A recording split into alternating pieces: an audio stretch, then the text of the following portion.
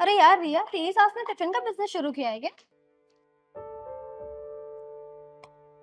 तुझे कैसे पता है? मुझे सब पता है और मुझे ये भी पता है कि तेरी सास खाना भी बहुत टेस्टी बनाती है।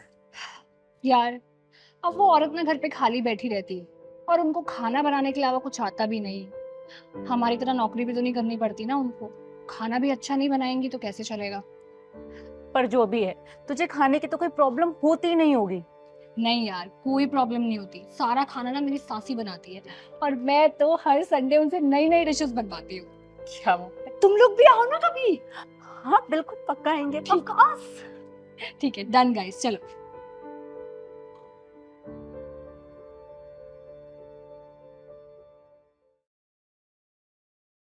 मम्मी जी, हाँ। अगर आपको कोई काम ही करना था तो कोई ढंग का काम कर लेती।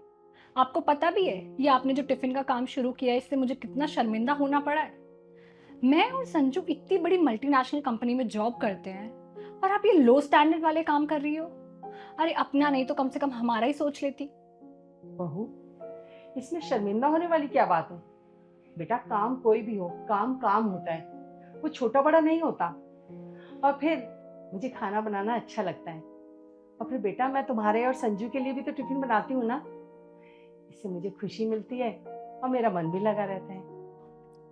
आपको ना कुछ बोलना ही बेकार है। जो करना है करो, आई डोंट केयर।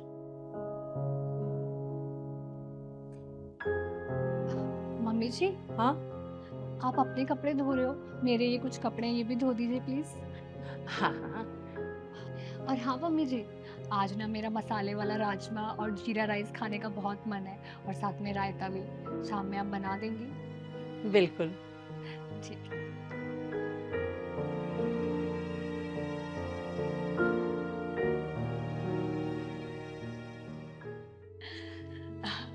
मम्मी जी, ये स्वरा है और ये ज्योति है और गाइस ये मेरी मदर इन लॉ है। आंटी जी नमस्ते। नमस्ते आंटी। नमस्ते बेटा, और बताओ कैसे हो? हम अच्छे हैं। अच्छा बैठो तुम लोग।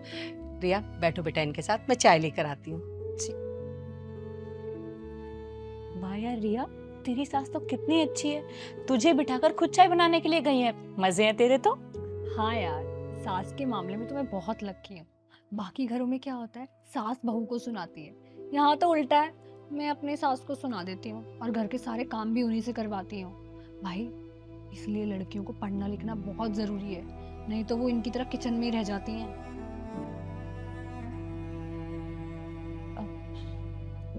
रिया, तुम्हें शायद पता नहीं, इसलिए बता दूं कि मैं भी जॉब किया करती थी, लेकिन साथ ही साथ मैं अपना घर भी संभालती थी, घर के सारे काम करती थी और मुझे इसमें कभी कोई शर्म महसूस नहीं हुई। आज भी करती हूँ। मैं घर का काम भी करती हूँ और टिफिन सर्विस भी चलाती हूँ।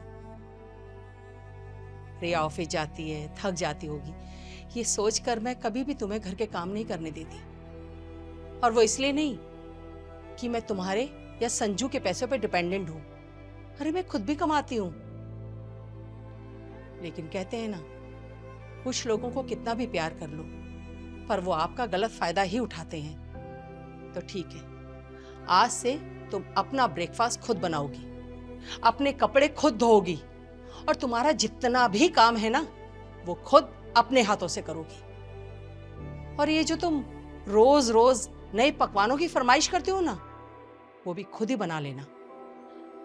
मम्मी जी, आप गलत समझ रही हैं, मैं तो बस मजाक कर रही थी। नहीं बेटा, ताली कभी एक हाथ से नहीं बजती। प्यार और सम्मान पाने के लिए पहले प्यार और सम्मान देना भी पड़ता है।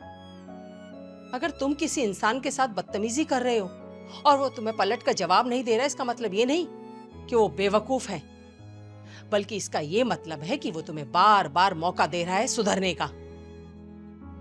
पर मैं समझ गई हूं, कुछ लोग होते हैं तुम्हारे जैसे जो जिंदगी में कभी नहीं सुधर सकते। मैं भी पढ़ी लिखी हूं। तुम क्या समझती हो कि मैं गंवार हूं? मैं अच्छी खासी पढ़ी लिखी हूं, लेकिन मुझे अपने घर के काम करने में कभी भी कोई शर्मिंदगी महसूस नहीं हुई, बल्कि मुझे अच्छा ही लगता था।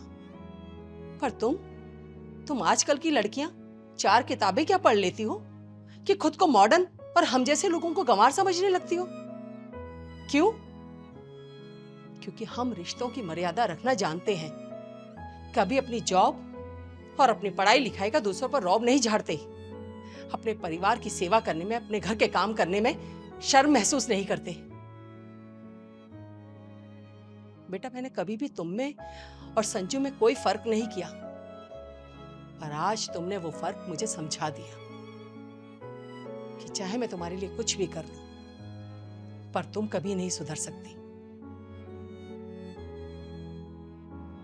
रिया, तूने बहुत गलत किया अपनी सास के साथ। सबको अच्छी सास नहीं मिलती है, तुझे मिली है तो तूने उनकी कदर नहीं की।